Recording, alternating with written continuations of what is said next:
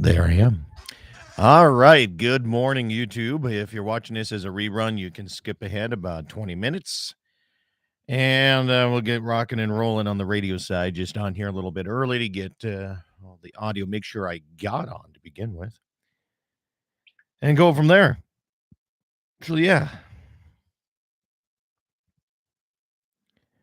So, if you're joining in here, we can chat a little bit here before we get started. Otherwise, I'm just organizing my thoughts and my plans on making sure everything's ready to go for today.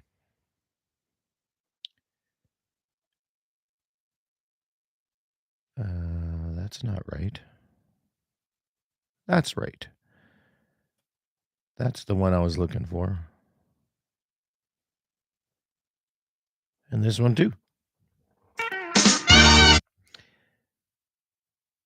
That's the one.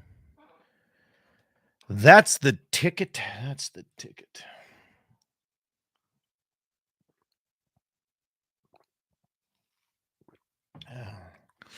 Morning, Waylon. Mr. Bulgy, good morning. What's the calf prices doing this fall, Bulgy? In another month, what are we looking at here? I got mine's contracted for sale on October 28.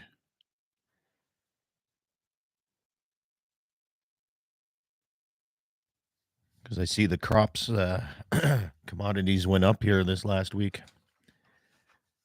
Surprisingly. Do the cattle follow that? Yeah, I got banned from YouTube last week for some reason.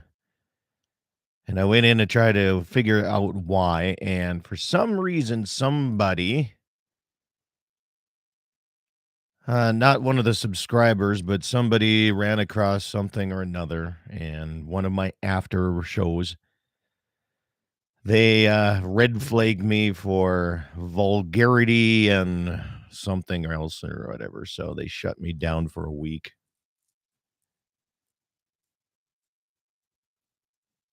Morning, Josh. Think it's going to be a good morning. I hope so. Hope so. Morning, Karen. Thanks for KOLY being ready to go here. It's around the old farm last week. Cash showed him your old place and where we partied back in the day. Yeah. Is anybody living over there? Do you know? Just curious. Should get back there one of these days.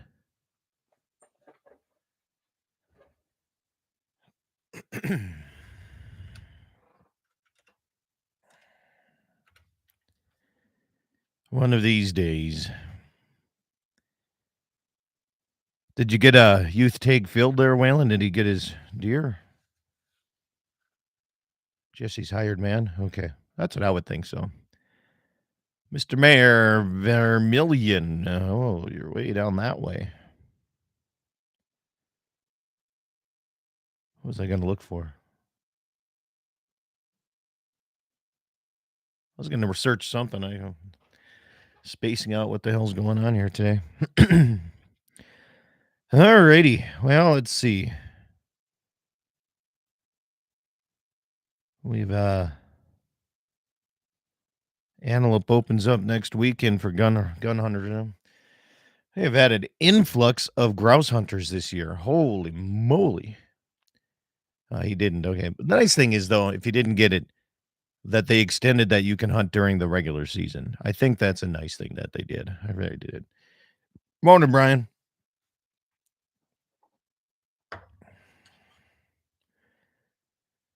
Morning. And no, I've not gotten an elk yet because I haven't even tried. 96 degrees down here yesterday. 96 degrees. 90, what is it supposed to be again? Some mid to upper 90s today. And tomorrow's supposed to be the hottest day down here. It's like forecasted at like 97 degrees. And then the high on Monday is 60. Like a 37 degree just drop like right there. So good grief, huh? Isn't that something? But I got to get my I got to get one group of cows in pairs. I got a little bit of pink eye, and I got to get fixed, and I have to do a little preconditioning shots because I am ready for these calves to get the hell out of here. Vamoose. If I figure I can drive to Vermilion, I can drive to Baker. Absolutely. Yep, got a muley spotted for him that he wants to try to get. Okay, Dan Brown. Oh, good morning, Dan. How are things in Dickinson? You guys still do a Friends of NRA event up that way, Dan? I don't hear anything about it. Nobody. After the was it Doug Delroy took over, it's like nobody lets us know about anything. Ivermectin. Morning, everybody.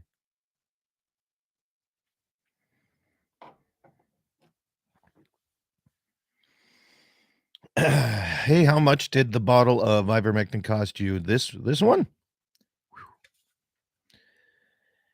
This one I got right when the rumors of COVID started. Was that 4 years ago now? I think this one was I got this one at Runnings. I think it was like $50. 50, I think. Right there. $62.99. It is still this full. Well, you can see it on the screen. There you go. Yeah. That's been 4 years of ivermectin. Looks at 2 cc's a day or per week. Wrong. They got one at the BAME on October 25th. Really? There you go. Used to do so much for the Friends of NRA and then doing all that stuff, running all over North and South Dakota, and they switch people and they don't even let you know that they're there. It's like, I'd still pay to come and sit there and watch other people do it. Yeah.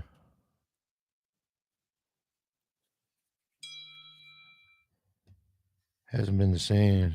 Hasn't been the same since we left. Thank you. Appreciate that. We had a lot of fun. I announced an event in Dickinson. I think it was at the Astoria. And before the whole event started, I went up and I got a Pendleton 7. And I took it back. Took it back as I was walking back. And this is why I don't use straws anymore. This is the exact reason why.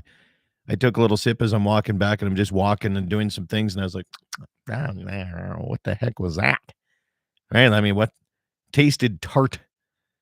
And so I took another sip. I'm like, the hell? And I looked down in there, and this is no kidding. There was the bottom jaw of a mouse in my drink. So I went up to the gal that made it for me. I'm like, look at this. Well, what's that? I said, that's the bottom jaw of a mouse. She said, why do you have that in there? I'm like, I looked in their ice bucket.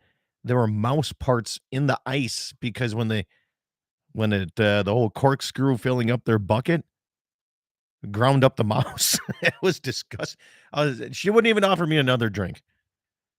So I had Jesse drove across town to a liquor store, and we brought our own in.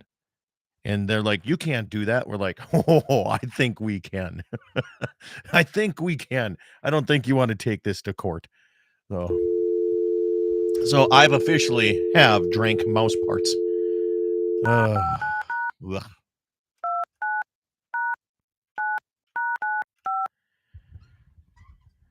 It was just, yeah.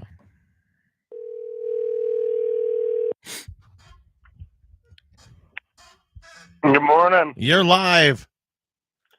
Live on YouTube? Yeah. Just telling them about my when I found a bottom jaw of a mouse in one of my drinks at an event I announced in Dickinson. I was listening to that. That was gross. It was bad. Very tangy. Good way to get what the heck do they call that? the disease from mice. I don't know what it is, but maybe I have it.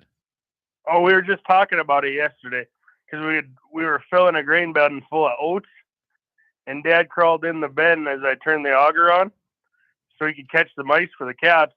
Well, he had blood all over his hands from killing the mice, and then he grabs a handful of sunflower seeds. I was like, "What are you doing?" Let me look it up here. Let me do a quick Google search. It's right on the tip of my tongue.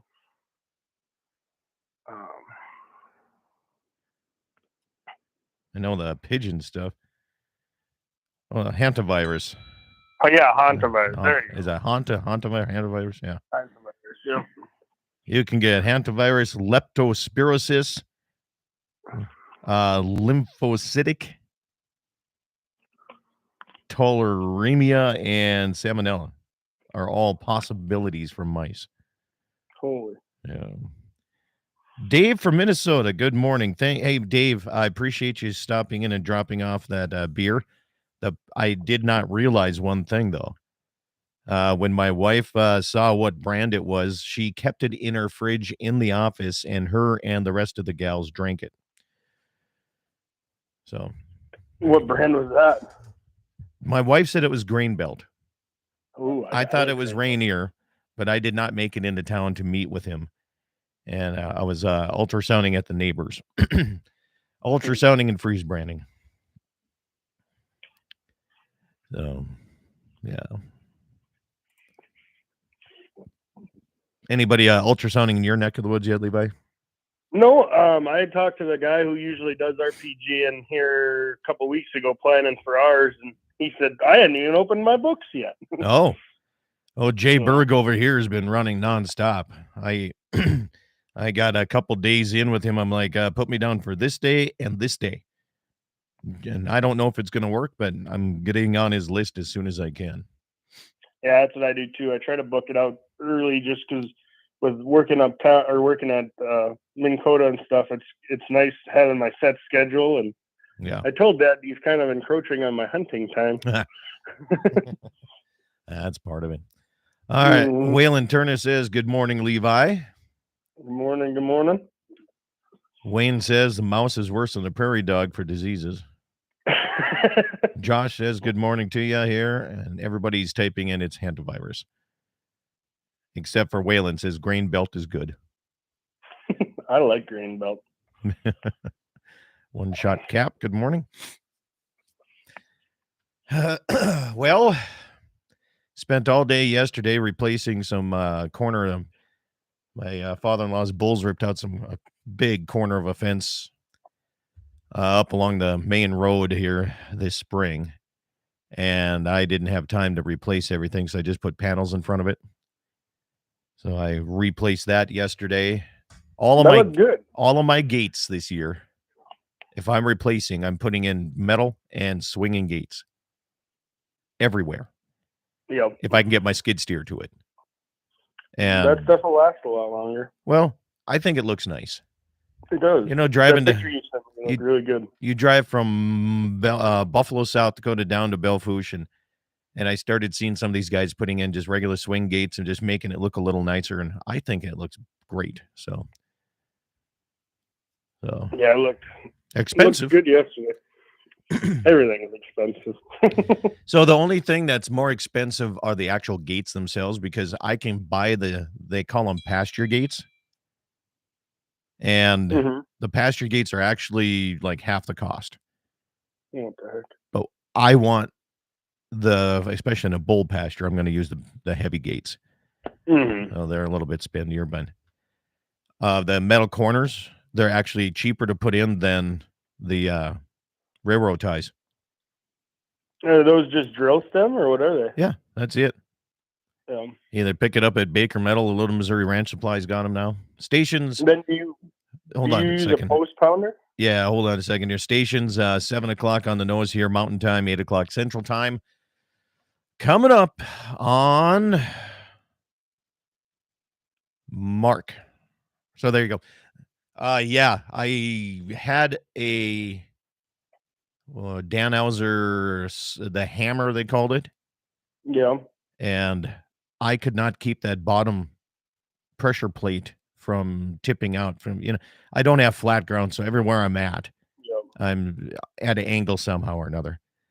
And I got kind of pissy about it this spring. I was putting in a lot of it by myself because I need that claw because I don't have anybody to hold a drill stem up for me.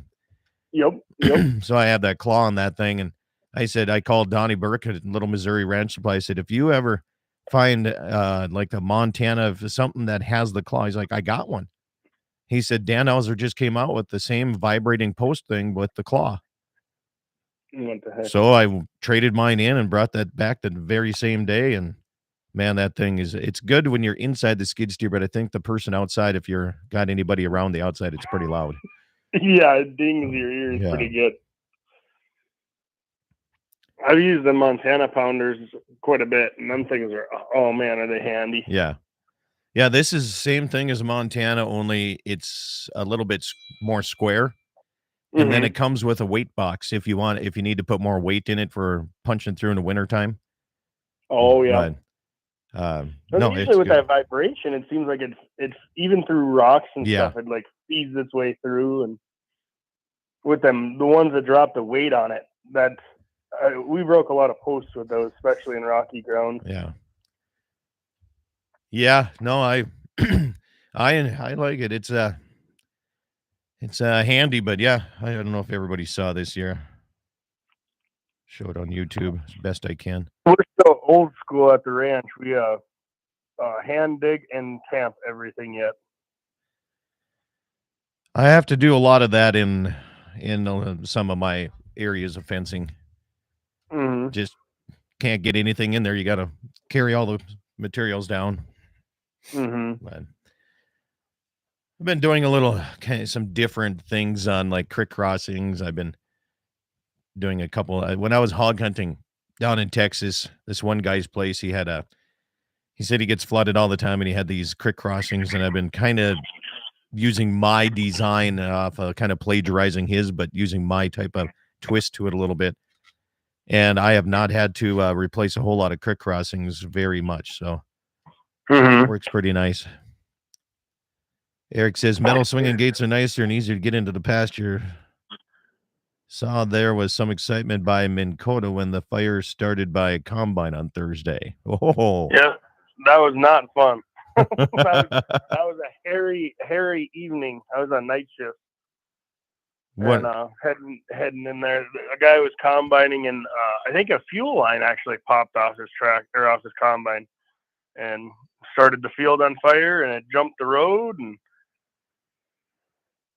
luckily the wind wasn't facing the plant because it could have got a whole lot hairier. Yeah. But center fire did good. Hazen, they all came down. And then actually there was some fire service guys that were down by you, down in Amadon. Yeah. I think they were out of New Mexico, and they actually came up the day after and helped put out some bales. And really? Yep. A buddy of mine ranches right up there, and he said he lost 100 bales in that fire. Wow. And he said them guys from New Mexico were putting his bales out for him. So wonder they were up here for Forest Service stuff down in this area or not? I think so, yep. Okay. Well, let's see. We got just shy of 2 minutes to get going and starting for this baby here, so we'll sit and discuss and educate people as best we can. Tell people where their power comes from. We'll tell people that really, really enjoy their electric vehicles where their electricity comes from. Coal. Built on coal. Whenever I do an auction, if there's an electric lawnmower or an electric scooter or anything like that, I call it a coal-powered lawnmower. And I actually got a person that got really mad at me for saying that. I was like, but it is. Common sense ain't real common. Yeah. Becoming more and more evident. It's changing.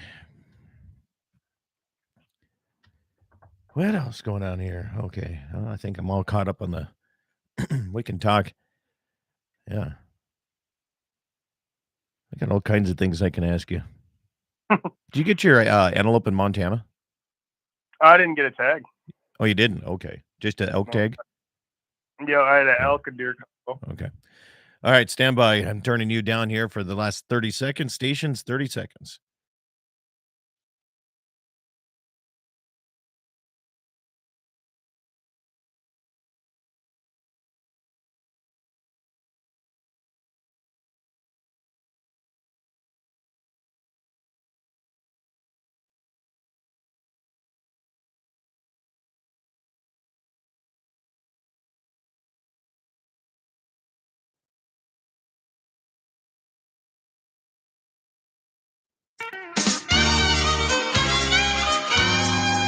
Good morning, everybody, and welcome to the Saturday edition of Dakota Prairie Outdoors Radio, heard all across the Dakota Territory on great radio stations like KCJB in Minot, KLTC Dickinson, K-Fire, 550 Bismarck Mandan, KOLY in Mobridge, and KGFX in Pierce, South Dakota.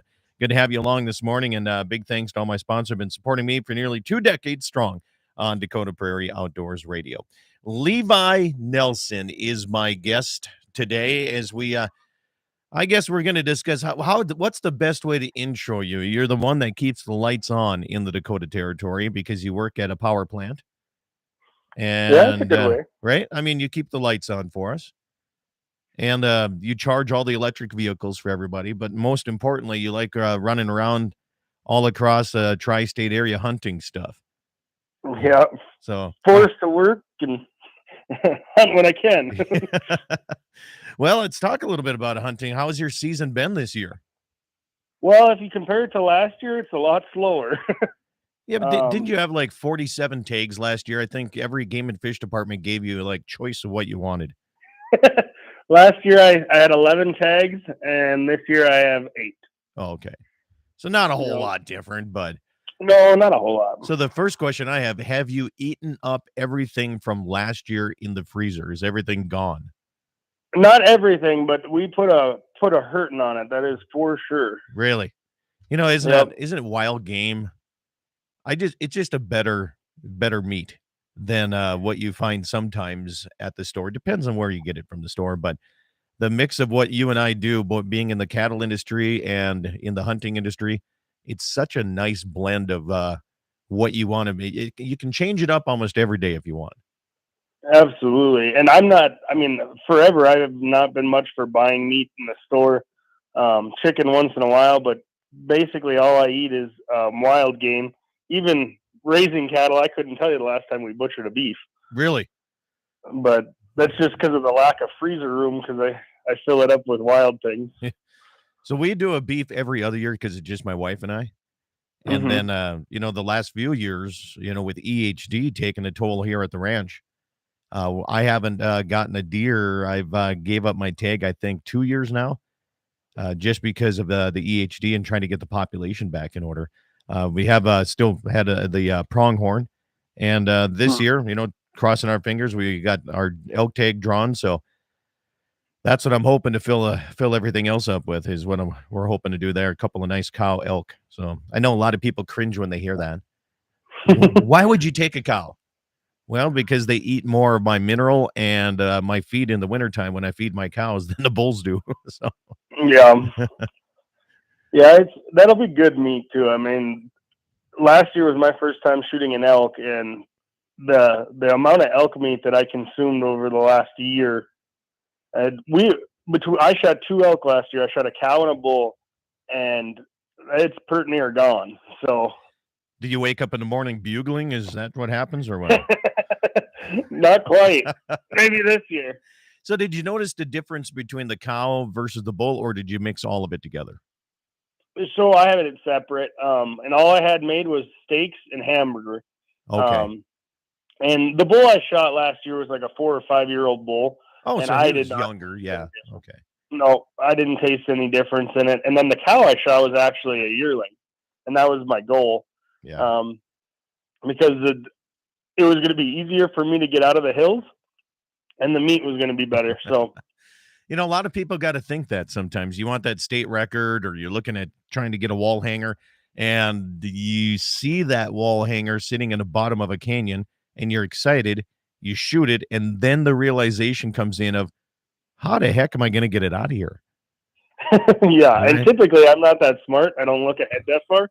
But with that cow tag, I was like, I'm going to shoot her on top so it's easy to get to her. And Yeah. Make it a little more not going to hurt my challenging that feelings way. to shoot a younger one. Well, you tagged one in Montana. Tell us about the elk hunt in Montana. Yeah, so this year, like I said, this year was a little slower than last year. By this time last year, I had already filled 4 tags.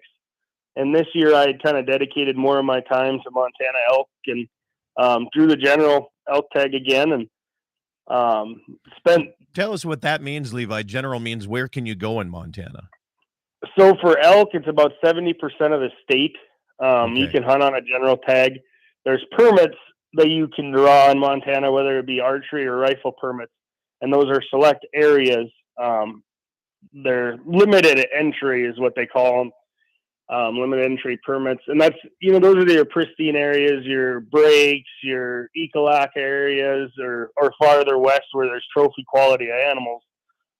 Everything else is kind of more of an opportunity hunt, whether it be more elk and more people or less elk and less opportunities.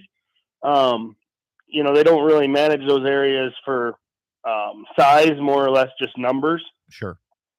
And so the general areas are the ones that you can draw, every other year or whatever. I drew it the last 2 years with 0 points. Okay. And last year going into it, I wanted to shoot any bull, and I ended up shooting a pretty nice bull. So this year, obviously, my goals were a little higher. Yeah. To try to shoot a little bigger bull, and was able to make it happen with my bow again. Nice. How far shot? This year, well, and that's the funny part. So I ended up shooting him and harvesting him at 40 points, or 40 yards rather. But I got a little excited and misjudging my ranges, and I gave him a haircut at about 20 yards first, and he was dumb enough to let me get a second opportunity. Which is fun because you were Snapchatting me the videos of these elk, and you were like sitting right behind a tree or something, and they were bugling like right next to you. Well, they were nuts this year. Yeah. We were in them almost every time we went out. It was fun. I mean, it was like a big game of cat and mouse. And this year I wanted to try to shoot a bigger bull, and so called in some raghorns and stuff, and then just watched them and took videos of them as they come screaming in, and it was a great experience. This is my second year hunting elk, and there's nothing like it. Yeah. You can see why that's like what everybody shoots for on these TV shows, and they get so excited for it. Like Randy Newberg, why he just dies to hunt elk, and that's the reason right there. Mm-hmm. Having them come in and scream in your face is just insane. Yeah. So you 40 yards, trimmed it at 20, and 40 yards, are you doing a shoulder mount on it, or what's the plan with it? Yep. So taking my elk to JB's Wildlife Designs again. He did such a good job with my bull last year, and this one's slightly bigger, so figure I got to mount him too. I don't know where I'm going to put it, but when you say slightly bigger, how much? I'm thinking he's going to be about 10 to 15 inches bigger than last year. He's got really big fronts and big fores. Where last year my fronts were smaller. But so I think he's going to be right at 300 inches, maybe 295. Okay. Where last year he was about 284. Yeah. No, it's interesting. Which isn't a giant bull, but no, but here's the thing, and maybe I'm short of time, and I'm going to bring this back up when we come back the next time. Is I'll have you give a little thinking time on this. Should a person start by taking something smaller, so you always have something to strive for instead of getting that one big monster right away? So keep that thought in mind here. We'll come back after the break and talk with Levi Nelson. He was just got back with the Montana elk hunt, successful. We'll also discuss, we got pronghorn season starting up this weekend in South Dakota, next weekend in North Dakota. We'll talk about those coming up your way right after these messages.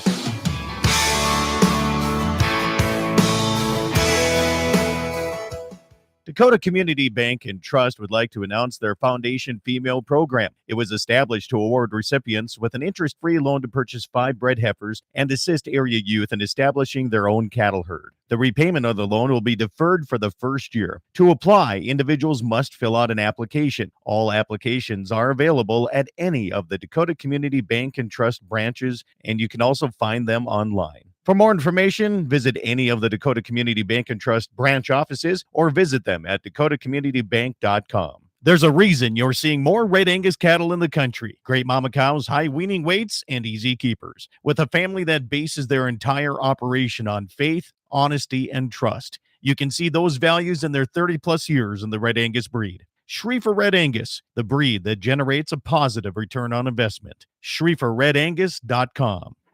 Join Piper's Auctioneers near Redding, South Dakota for the Doug and Fern Olson Farm and Ranch Retirement Auction. This elite auction features livestock equipment, ranch supplies, hay equipment, late model New Holland tractors, and a low-houred SP-130 swather. Join Piper's Auctioneers on Thursday, October 3rd for this incredible retirement auction. Also, this pristine 5,000-acre ranch will be offered on October 18th. Full inventory, details, and online bidding on both of these Piper's exclusive auctions can be found at pipers.com.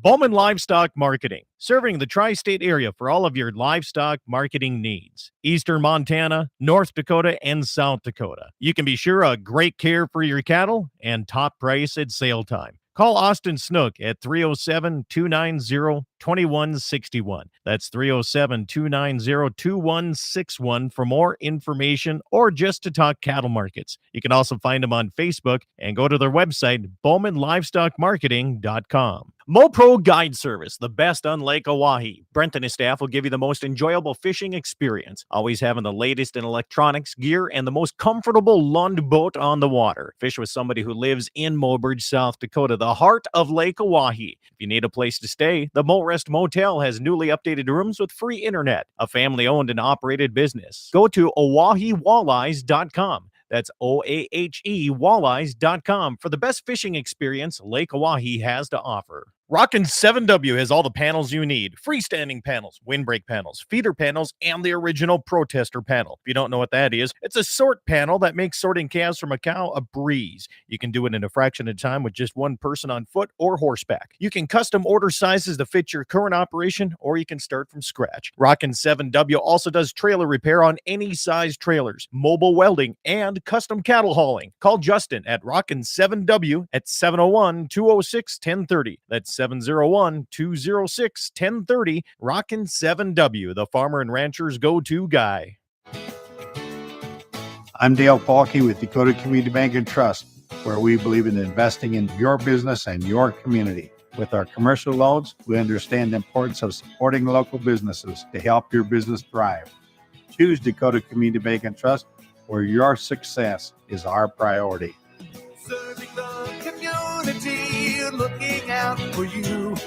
At Dakota Community Bank and Trust, that's what we do. Equal housing lender. Bowman Livestock Marketing, serving the tri-state area for all of your livestock marketing needs. Eastern Montana, North Dakota, and South Dakota. You can be sure of great care for your cattle and top price at sale time. Call Austin Snook at 307-290-2161. That's 307-290-2161 for more information or just to talk cattle markets. You can also find them on Facebook and go to their website, bowmanlivestockmarketing.com. There's a reason you're seeing more Red Angus cattle in the country. Great mama cows, high weaning weights, and easy keepers. With a family that bases their entire operation on faith, honesty, and trust. You can see those values in their 30-plus years in the Red Angus breed. Schriefer Red Angus, the breed that generates a positive return on investment. SchrieferRedAngus.com.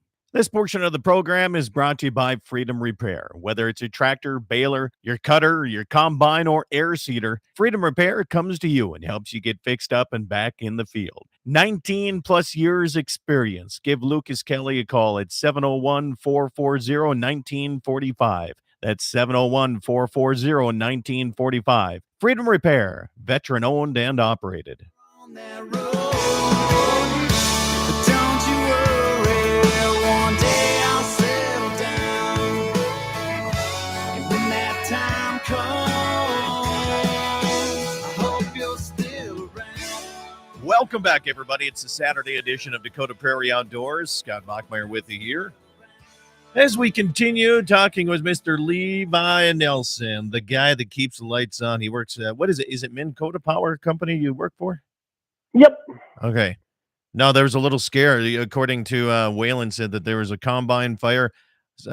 Give us that story quick before we go back into the question I finished with here. Yeah, there was a combine fire up there on Thursday. And luckily the fire headed south instead of west towards the plant. But yeah, it was a bad conditions for a fire. We're drier. It was really windy that day, and it was 90-some degrees. So perfect conditions for a fire, just not great for fighting one. Right. So if it would get in the open cut of the coal, what would happen? I Big think it would just barbecue or what? smolder. Yeah. I think it would smolder right away. I don't think it would get super bad. We'd be more worried about like our electrical stuff and substations and stuff, but yeah, that would be a little rougher situation. All right. So the question I posed to you before we went into break was, should people start with smaller animals and not pass those up as much when you get into, say, so you start deer hunting or pronghorn hunting or elk hunting or what have you, and work your way up so you always have something to strive for? Or do you take that big one, right? Do you just keep going until you find the right one, the big one, and maybe give up those tags if you didn't find the big one that you wanted? Well, and it's all depending on what a person wants. Like I've always said that if an animal excites you while hunting, that's the animal you should try to shoot. Yeah. In this day and age, everything's so wrapped up in score and maturity and whatever, and it's really truly what you want to get out of it. If you took a young hunter out and they're excited to shoot any buck, I think you should let them shoot any buck. I don't think it's necessarily a striving for you to be along for them to shoot a trophy, especially if they're not going to understand what they did. Yeah. You see so many of these kids on Facebook and whatever shooting their first deer, and they're shooting these giant deer, and I don't know if they truly understand what they did. Yeah. And typically it's easier to shoot a big deer in September when they're still patterned.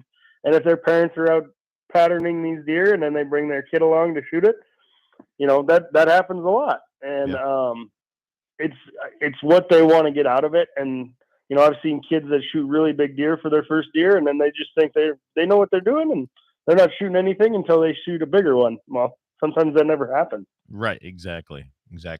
And you said, if it excites you, go ahead and do it, right? And I agree with that.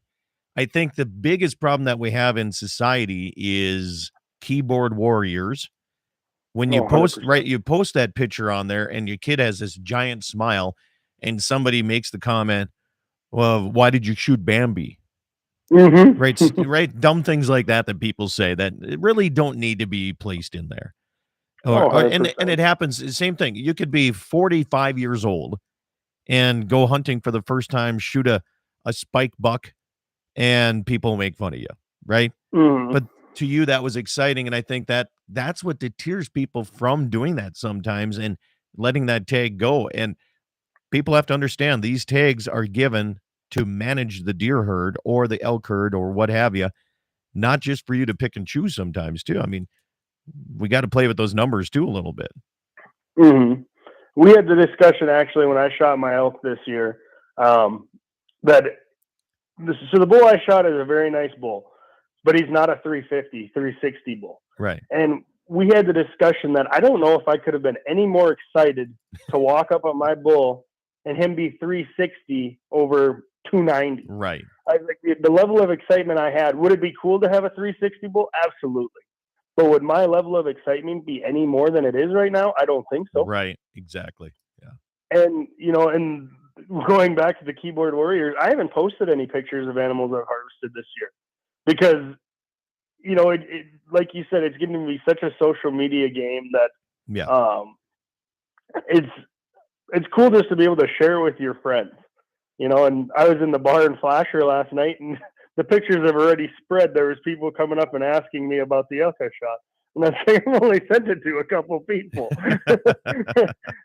But, and there's nothing wrong with that either, being able to spread the word, and somebody having success. But I kind of just changed my aspect or my look on things this year. And it's not always about posting the pictures on social media. And I'm not sponsored by anybody, so I don't need to get any advertisements out there or anything. Right. The thing about it is you don't, for me, you don't post the photos to brag. You post them because you're excited of what you just got accomplished, right? Mm-hmm. And that's basically what it is. And I shouldn't say that. I suppose some people are posting pictures on social media to brag. There's no doubt about that, right? I mean, why wouldn't you? But of all the people, on my neighborhood last year, one of the biggest elk I've seen in my life, the neighbor took, and he hasn't shown anybody, right? I mean, there's no pictures of it anywhere on social media for that reason. And it's a stellar one though. I'll send you a picture of this thing. But it goes to prove that there are genetics that still can be growing some big animals, whether it's North, South Dakota, Montana, Wyoming. They're out there, but you got to put the time in. And I think this guy spent most of the season trying to track this one down. And see, and I find that super cool. Like when somebody dedicates their season to try to chase a super big animal, I've never killed anything that's super big. And like we just said, my excitement level hasn't changed, whether I'm shooting a 140-inch whitetail or bigger, that excites me the same. There's so many people that are so tied into size, but when people dedicate that much time and knowing what to do that excites me, and it fuels me, for my future in hunting.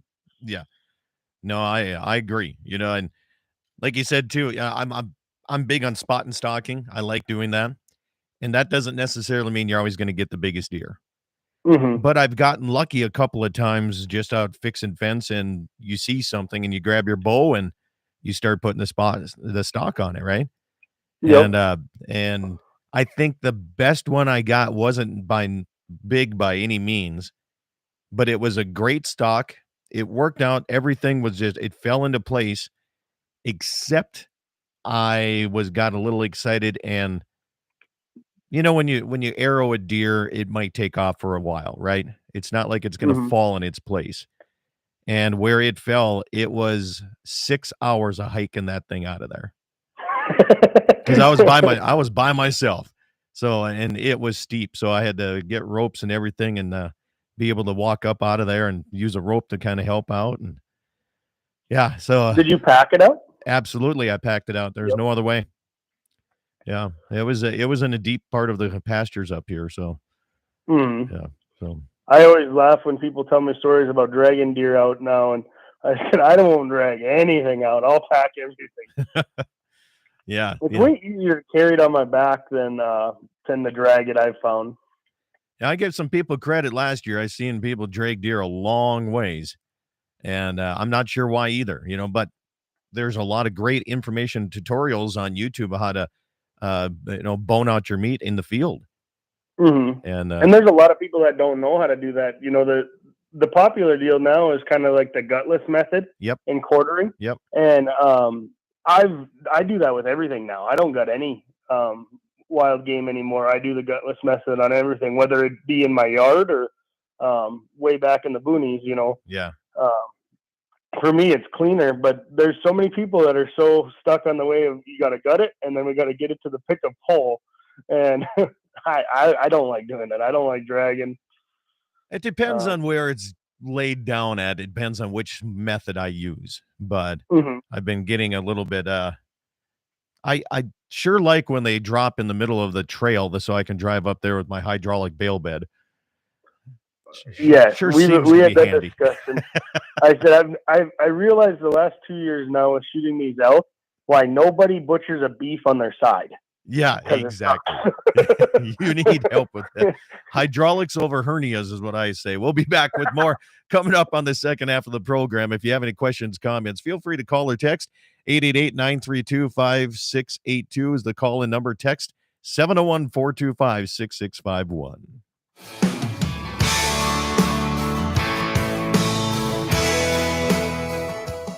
Dakota Community Bank and Trust would like to announce their Foundation Female Program. It was established to award recipients with an interest-free loan to purchase 5 bred heifers and assist area youth in establishing their own cattle herd. The repayment of the loan will be deferred for the first year. To apply, individuals must fill out an application. All applications are available at any of the Dakota Community Bank and Trust branches, and you can also find them online. For more information, visit any of the Dakota Community Bank and Trust branch offices or visit them at dakotacommunitybank.com. There's a reason you're seeing more Red Angus cattle in the country. Great mama cows, high weaning weights, and easy keepers. With a family that bases their entire operation on faith, honesty, and trust. You can see those values in their 30-plus years in the Red Angus breed. Schriefer Red Angus, the breed that generates a positive return on investment. SchrieferRedAngus.com.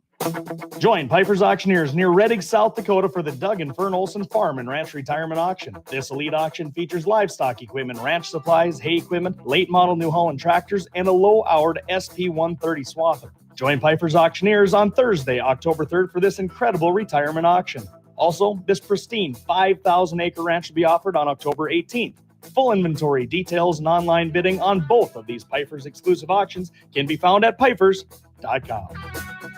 Bowman Livestock Marketing, serving the tri-state area for all of your livestock marketing needs. Eastern Montana, North Dakota, and South Dakota. You can be sure of great care for your cattle and top price at sale time. Call Austin Snook at 307-290-2161. That's 307-290-2161 for more information or just to talk cattle markets. You can also find them on Facebook and go to their website, bowmanlivestockmarketing.com. MoPro Guide Service, the best on Lake Oahe. Brent and his staff will give you the most enjoyable fishing experience, always having the latest in electronics, gear, and the most comfortable Lund boat on the water. Fish with somebody who lives in Mobridge, South Dakota, the heart of Lake Oahe. If you need a place to stay, the Mo Rest Motel has newly updated rooms with free internet, a family-owned and operated business. Go to OaheWalleyes.com. That's OAHE Walleyes.com for the best fishing experience Lake Oahe has to offer. Rockin' 7W has all the panels you need. Freestanding panels, windbreak panels, feeder panels, and the original protester panel. If you don't know what that is, it's a sort panel that makes sorting calves from a cow a breeze. You can do it in a fraction of time with just one person on foot or horseback. You can custom order sizes to fit your current operation, or you can start from scratch. Rockin' 7W also does trailer repair on any size trailers, mobile welding, and custom cattle hauling. Call Justin at Rockin' 7W at 701-206-1030. That's 701-206-1030. Rockin' 7W, the farmer and rancher's go-to guy. I'm Dale Falke with Dakota Community Bank and Trust, where we believe in investing in your business and your community. With our commercial loans, we understand the importance of supporting local businesses to help your business thrive. Choose Dakota Community Bank and Trust, where your success is our priority. Serving the community, looking out for you. At Dakota Community Bank and Trust, that's what we do. Equal housing lender. Bowman Livestock Marketing, serving the tri-state area for all of your livestock marketing needs. Eastern Montana, North Dakota, and South Dakota. You can be sure of great care for your cattle and top price at sale time. Call Austin Snook at 307-290-2161. That's 307-290-2161 for more information or just to talk cattle markets. You can also find them on Facebook and go to their website, bowmanlivestockmarketing.com. There's a reason you're seeing more Red Angus cattle in the country. Great mama cows, high weaning weights, and easy keepers. With a family that bases their entire operation on faith, honesty, and trust. You can see those values in their 30-plus years in the Red Angus breed. Schriefer Red Angus, the breed that generates a positive return on investment. SchrieferRedAngus.com. This portion of the program is brought to you by Freedom Repair. Whether it's your tractor, baler, your cutter, your combine, or air seeder, Freedom Repair comes to you and helps you get fixed up and back in the field. 19-plus years experience. Give Lucas Kelly a call at 701-440-1945. That's 701-440-1945. Freedom Repair, veteran-owned and operated. On that road, but don't you worry, one day I'll settle down. And when that time comes, I hope you're still around. Welcome back, everybody. It is Dakota Prairie Outdoors Saturday edition as we get into the second half hour. And a big thanks to Levi Nelson as my guest here talking about everything outdoors. Now, we were discussing social media and putting posts on. Some people do, some people don't. And the keyboard warriors that might make just dumb comments on some things. One guy here, he says, Josh says, I post them on social media to see the memories years later of a successful hunt with my son or my friends, which I think is a great thing, Levi. There's no doubt about it. And here's another thing people got to get over with. If somebody does make a comment on your social media page, you can skip over it. Have a little thicker skin if you didn't like, I mean, I go through that all the time. There's no doubt. I mean, you get thick skin after a while when you're in the business. I mean, look at John Armin and those guys. There's always going to be the haters, right? Oh, absolutely. And people that disagree. But heck, you can't. I mean, you tell me that you and your dad, you guys never have arguments working cattle, do you? Never. Never, ever. Yeah. I hope he's not listening. So that's the thing about it is no matter what you do, you're always going to have some naysayers and all that. So just have a little thicker skin and put it out there and have fun in your life. Enjoy it because we only get one of them, right? So, Gene Cox, the mayor of Mobridge, haters are fans too. That's true. You remember that movie from a few years ago that was, it was supposed to be banned in the U.S. because it was going over to North Korea and assassination attempt on Kim Jong-un or whatever. Yeah, I remember that one. They hate us because they ain't us. They hate us because they ain't us. Can't remember what the heck that show is called, but I just watched it the other about a month ago too. Just needed some slapstick humor in my life, and that good stuff. The interview, that's what it was. There you go. The interview, there you go. Yeah. All right, so we have North Dakota's antelope season and pronghorn antelope season starts out next Friday, I do believe. Today's the kickoff of South Dakota's pronghorn antelope rifle season. Have you gotten down to the South Dakota side yet? I saw a monster just north of Belle Fourche the other day on last Sunday. Holy moly. That's the one. There's only two that I look for when it comes to pronghorns. This one was just thick. It was just thick. It wasn't overly tall, but it was just a monster, a lot of mass to it. And then my other one I want to find is one up and one probably facing forward is what I want to get, or both of them facing forward or something goofy like that. That's kind of what I'm looking at. Otherwise, I'll just take a doe. Yep. So. Yeah, I'm after big or cool. Yeah. Something different. This is my first year in 5 or 6 years that I don't have a rifle antelope tag. Oh, so you're joining now. You're on the streak of Jesse Flath. Yeah, he's got like 13 points built up or something like that. Well, in North Dakota, I don't really expect to draw that just because it takes so many points. Yeah. But I apply in a lot of other states, and usually I hunt Standing Rock for antelope. But the last couple of years, the numbers down there just haven't been very good. And I get too obsessed, and it ends up costing me a lot of money in gas. So this year I decided to bypass the Standing Rock antelope season. But yeah, this is my first year without a rifle antelope tag, and I'm having withdrawals. Okay, so let me ask you this. I ask John Armin this all the time. How do you score a pronghorn antelope on the hoof? What do you look for?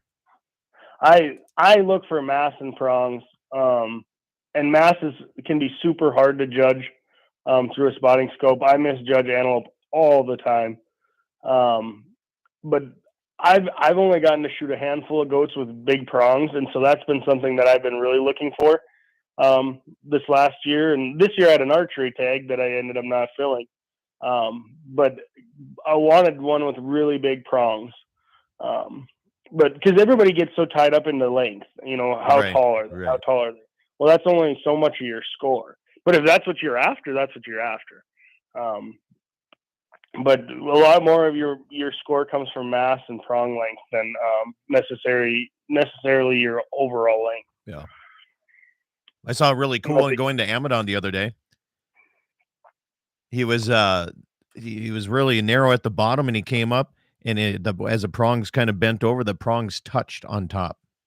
Oh, wow. It made a heart. Yeah. That'd be cool. Yeah. Yeah, he was tall, but he was really narrow. I mean, really narrow. Well, and then width on antelope doesn't count in score, so it doesn't really matter. It doesn't matter as at far all. as Absolutely. width or just what your preference are. And like I said before, if it excites you, that's what it's all about. And my problem is a lot of smaller antelope have excited me over the years. Hey, and I love antelope meat. Nothing getting wrong with getting excited. What is the right caliber if you're going to be rifle hunting antelope? What would you tell somebody would be the right caliber? And whatever you can shoot the best. What's your favorite? My favorite is a 300 Win Mag, and a lot of people say that's overkill, but there's nothing more dead than dead. So yeah, get them on the ground. It's whatever you're comfortable with shooting. Yeah, if you can shoot a 220 or a 22-250 super accurate, that's the gun you should use. If you can shoot a 300 Win Mag super accurate, that's the gun you should use. Exactly. Being comfortable behind the trigger is a big deal on that. Yeah. And I took my rifle out finally yesterday. It was the first time I've shot it since May when I shot my bear. And I kind of forgot I had bounced it through the mountains coming out of there when I packed my bear out. And I was like, I should make sure everything's still good. And laid down and shot 8 shots. And Big Bertha, I call her, still dead nuts. So I'm excited for rifle season. So yesterday I had a porcupine run across the road, and you know what I have to do. I got to stop and take care of that right away. And mine's still on too. Mine's still on. It was only a 200-yard shot, but still, I mean, it wasn't that far. But no, I think that's important. You gotta make sure it's still accurate, because it just takes one little bump sometimes, even riding in the vehicle, that might knock it a little bit loose. Yeah. Mm-hmm. How big was your bear? Is it a black bear? Yep. So I shot a black bear in May of this last year. Actually, the week before your branding. That's right. I went out. I've been planning to do this for years and stuff. Well, it's a bad time of year. There's so many brandings that time of year, and a lot of the guys that I hunt on their places, I want to make sure I make it out to their brandings. Well, this year I was going to be selfish and say I'm going to miss a couple, and I'm going to go, and ended up going out by myself and shot one in the mountains of Montana on the western side. That's awesome. One of my neighbors south of me here, he just got back from, I'm not sure where. I could guess, but he got an 8-foot grizzly. And I think he got like a pretty good size, like what was it, caribou? Okay. And he had a great hunting trip, and I'm excited to see that, because I have not seen a lot of grizzly mounts unless you travel to Alaska, of course, see them in the airport. But other than that, to see somebody that local that had the chance to go out and get one of those, that's pretty cool. Yeah, our local watering hole, Rusty's, is where I spend a lot of my time. There's a grizzly in there that a local shot. How big is that one? I'm not 100% sure on what it would score or whatever, but they're big. Yeah. They're not little animals, that's for sure. Just think about it. An 8-foot grizzly bear is a 1.5 feet taller than Jesse Flath. That's a big bear. That's a big bear. You think how well Jesse could manhandle you? Yeah, add exactly. Another foot onto it and claws. Yeah, and put the claws on there too. Yeah, so and no South Dakota tag, no North Dakota. I'm just shocked. I thought for sure you would have put in for South Dakota archery. So I had a South Dakota archery tag. Oh, you did? Okay. For antelope, and did not shoot one. Was kind of pickier and didn't have the opportunities that I was hoping for, but you don't have to fill every tag, No. Sometimes that's a hard pill for me to swallow. So when it comes to searching for the right deer, you got your eyes on something at the ranch or what? So this year at the ranch is really rough. We're still building back from EHD and trying to build the quality. Our whitetail numbers are nowhere near what they used to be. So we've been just trying to manage, try to have food plots out for everything. And, luckily there's a lot of crops around us. And I have not seen a deer at the ranch, whitetail or mule deer, that I want to harvest. Yeah. I've seen we got a few more mule deer does showing up again, and a couple smaller bucks, but boy, the numbers are sure down still in this area, the same way as it has been here the last few years. And it'll bounce back though eventually. I mean, those whitetail are pretty resilient. They seem to come back pretty quickly. And I think we'll see more as crops come off. You know, the soybeans are Right, coming off right. right now, and corn will come off here later. I think we'll see more then. But I had a good discussion with somebody about a youth tag, you know, because with the youth tags, they give out whitetail doe tags. And they were they were asking if they could come in and shoot some. And I said, I think this is a good lesson for our youth hunters in conservation. If you're not seeing many, maybe we don't need to kill them. And it didn't go over real well. That conversation didn't. But I thought that was try to be a good learning deal. You know, it's not always about going out and shooting that animal. I mean, if we can go out and experience the hunt without pulling the trigger and learning a lesson of management, what's wrong with that? Yeah, exactly. I think it's some everybody wants to have that instant gratification anymore and entitlement type of thing. But well, I'm guilty of that too. Like I said, there's not filling that antelope tag. You know, it's a hard pill for me to swallow. But it's part of it. You're not going to fill every tag. And that's not what it's about in the long run. You know, I hunted hard for it and it didn't pan out. I learned a lot. I remember starting out hunting when I was a kid. You know, I was allowed to use a 410 shotgun, single shot. And I wanted a 12 gauge pump in the worst way because that's what my older brother had. Mm-hmm. And he's the one who got me into hunting. He's the one who took me out and I went out and did a lot of this. And my mom says I couldn't get a different shotgun until I shot a pheasant with that 410 shotgun. I bet you it took me 2 years, but I finally got it done one day. And my dad did not like wild game meat or anything, so it was a separate thing that the rest of the family ate. But you know, when you're looking at just the time spent when you're hunting with somebody, especially upland bird hunting, you know, I said we have an influx of grouse hunters in this area this year, and they're just enjoying life because there's so many grouse out in this country. And I kind of miss that, you know, getting together with a couple people, you know, like I grabbed Kurt Schrader that one day. We went down to Raleigh and hunted pheasant. And man, we just had a blast, you know. I mean, it was just a good camaraderie. And I think that's part of the hunting that you got to understand too, is it's not always about having to take the game. It's about getting together with some of your buddies and your kids or your folks or whatever it may be. Yeah. And like with the way I started hunting, I started by myself. Like my first deer I killed by myself. And you know, so that's something that I'm growing into, hunting with other people. I spend a lot of time with John and them guys, you know, filming and hunting with them. And now I have a group of guys that we do a lot of stuff together, and that's new for me. It's almost a new experience learning to hunt with other people, because I learned to hunt by myself. If I screwed up, it was on me, and not being able to ask people advice in the moment. And so it's a different game. Most people, it's the other way around. You're right. I remember this one time, you know, where I lived over there, and then had a buddy of mine that lived over in the old Shoal place that way, and he didn't have a shotgun.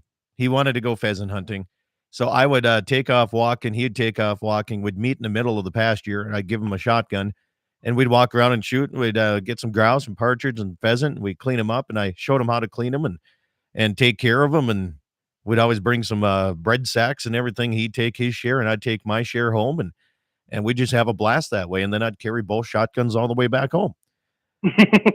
There's a way to get him back. You know, I got him into hunting a little bit. I don't think he still does it to this point, but at that time it was kind of fun because I had a neighbor that at least wanted to go out and attempt it. And it was a lot of fun. I enjoy that. I kind of miss that a little bit. So maybe this year I got to get into upland bird hunting again. I haven't gotten bit by that bug. I've done it a little bit. I'm not that great of a shot with a shotgun, partially. Well, that's a nice thing about a shotgun. You can get a wide spread on it. We went out opening weekend of dove season this year. It was on a Sunday, and we had this grand idea. We had a bunch of doves. We were going to go dove hunting, and we shot a lot of shells and didn't kill many doves. But it was a blast. Yeah, and that's the thing. It doesn't always matter if you get anything or not. It's the time spent in the outdoors. And absolutely. Just think about this. You look at these city guys, you know, like in the big cities. This weekend I was supposed to be in Indianapolis, and it got canceled because we had a local person have a death in the family, right? So we stayed around for that. And You look at that, you see these guys in the cities, they just don't understand. They think going to the park, like the New Yorkers, they're going to Central Park and they're like, we're going to go spend the day outdoors. And then you look at what we do spending a day outdoors. It's so much better the way we do it. Especially if it's on horseback, man. That's the way to go. So, well, coming up, let's see. You got your deer tag. You're going to try to get filled, hopefully. I got 6 of them coming. 6 deer tags? Yeah. How'd you manage this? So I apply everywhere. I apply in different states. Oh. So I was like, what kind of deal did you make with Jeb here that you're making 6 tags? So I got my North Dakota rifle and my North Dakota archery, but I have Montana deer. Oh, you do? I have South Dakota deer. I finally drew my Standing Rock deer. Nice.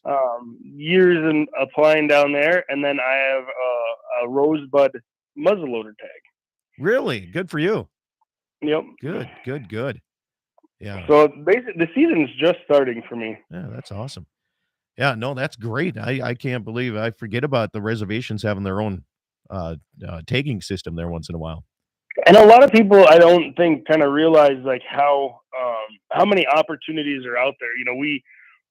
I hear it all the time where people are saying that the good old days of hunting are gone, and I don't know the good old days. I wasn't around for them. I wasn't hunting during the good old days, but I think we still have it pretty dang good. Yeah, you see. During the application season around here, social media, again, talking about how hard it is to draw a tag, how our Game and Fish is so hard on us drawing tags, and there's more opportunity. What does it mean to you? How much money do you want to put into it? There's not everybody's going to be like me who's obsessed and throws money at every state, but there's opportunities everywhere. Yeah. If you want to chase opportunities, if you're just applying for the Badlands, yes, you're going to draw a tag every 5 to 8 years or what have you. But if you want to hunt deer every year, there's opportunities all around us. And it's and even if you have a family, I think, it's not bad to go travel to different states. They don't have to hunt with you. They can go do some other things while you're out hunting. But I think that's the excitement, going to those new states. Yeah. Getting to go cross or going over a hill that you've never been over before and having no clue what could possibly be on the other side. That drives me so much. Yeah. It costs me a lot of money, but people spend money on different things. Does it make you happy, Levi? There's the question. Exactly. Yeah. Exactly. Can you take it with you when you go? Exactly. Exactly. The memories. And when you have a job at Minn Kota anyway, you kind of control all of our power. So we have no choice. We have no choice but to pay you. Absolutely. Waylon says he's got 4 deer tags. Cash got 3 tags. Holy moly. Okay. Yeah. Good. That's what it takes. Just start applying. Well, good enough. Well, I'd like to say if people want to see you on TV, which I'm usually used to saying, but you're one of the guys that just doesn't do that. You don't have cameras following you around. And I tried it for a while, worked with John, and I always joke that I have a face for radio, so it's probably better off that I don't film. But there's a lot more to filming than people realize, and I learned pretty early that it wasn't for me. Yeah. Are you saying that all radio guys are ugly? No, not necessarily. You realize you're on the radio right now, right? You do realize this. All the people that are sitting on their Saturday mornings in the radio stations and making sure this program stays on the air, like, hey, what's this? Say that again. Well, man, I appreciate you coming on, taking the time on a Saturday morning. I know it's not always easy to do on a weekend, but this is one of the last live radio shows that ever is in the Dakota Territory. So I do appreciate it. Thank you very much. Absolutely. All right. Levi Nelson, you can find him at Minn Kota, keeping your power on. All of your electric vehicles are coal powered, by the way. So remember that here. Make sure to find me on all these great radio stations. Have a great weekend. Eat some meat, drink some milk, wear fur and wool, and enjoy a very warm weekend in the Dakota Territory.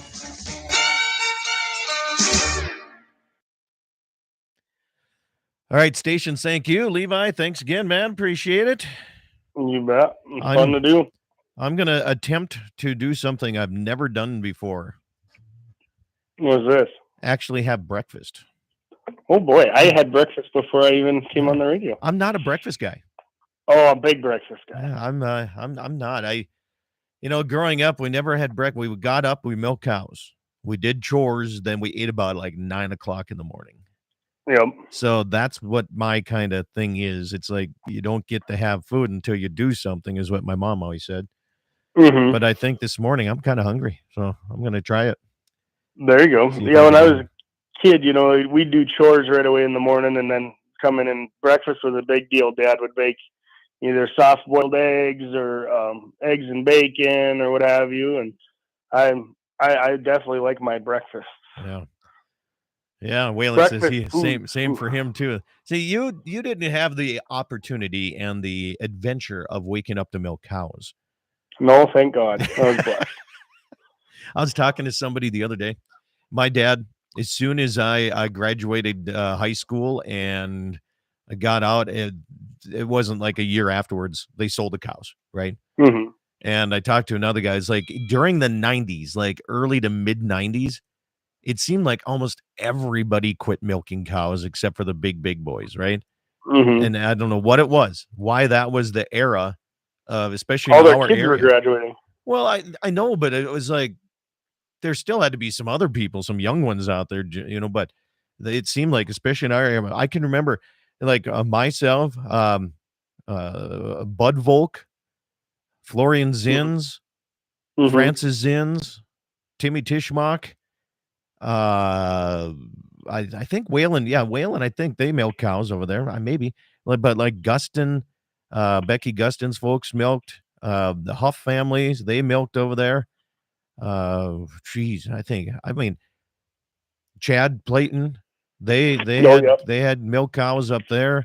I mean, yeah, Waylon said they had cows. I mean, everybody that I knew, I mean, we all milked cows in the morning, went to school, came back, milked cows again. And then it seemed like, I don't know, Waylon, when your folks gave up the cows there, but I think right around the mid 90s, that was like an era where our area just said, to heck with it.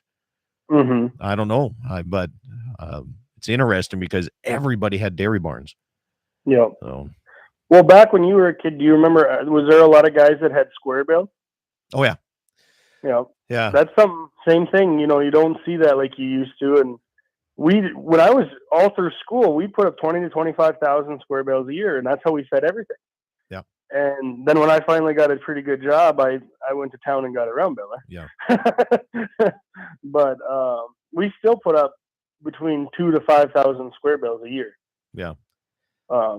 I like square bales for calving heifers, and when you put them in bonding pens, you have feed for them. You can tote them around and do that. Right now, I got my horses on some square bales because there's nothing left in the pasture. So yeah, you guys were a lot drier than we were. It's nasty out here. It is bad here. My grandma Brecht had biceps the size of softballs because she carried the milk from the barn back to the house in 5-gallon buckets. Yeah. Yeah, I remember doing that for a neighbor when he was in the guard. So once a month and 1 week in a month and 2 weeks out of the year, we had to go over to Francis, and they brought it in and skimmed their milk and made cream out of it. So we had to carry a lot of it back over to do that, and then they sold the cream. And Clay Peterson says his wife still milks a couple every morning. They still got a couple of cows that got fresh milk all the time. We had a neighbor that had a couple milk cows, and we'd get raw milk from.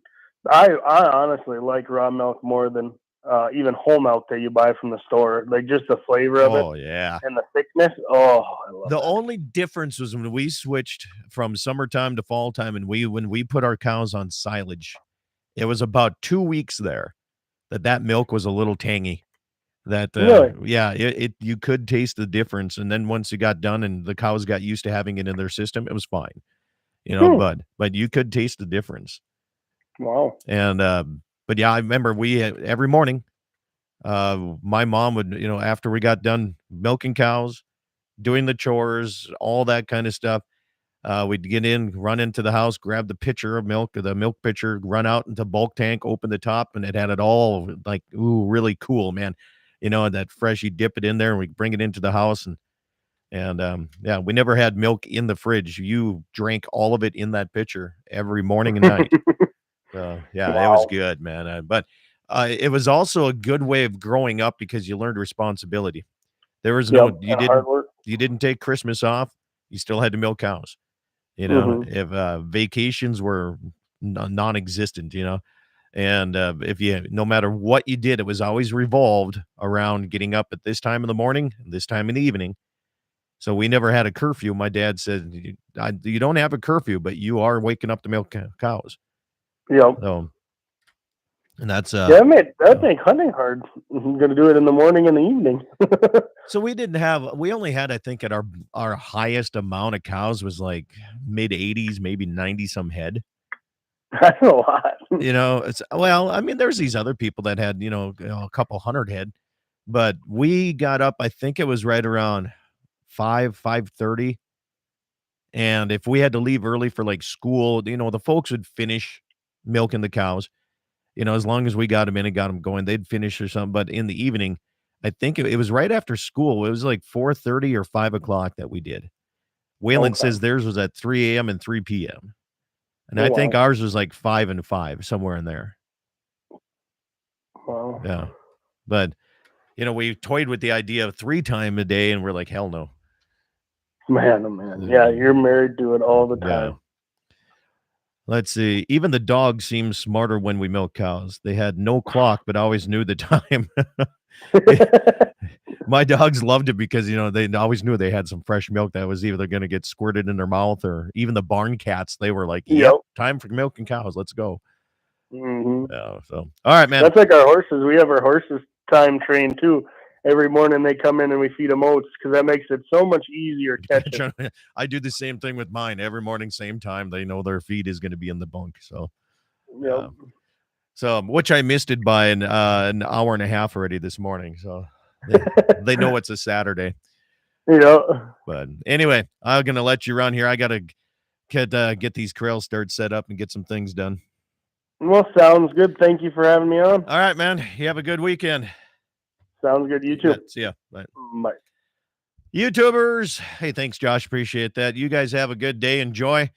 We will catch you again next week.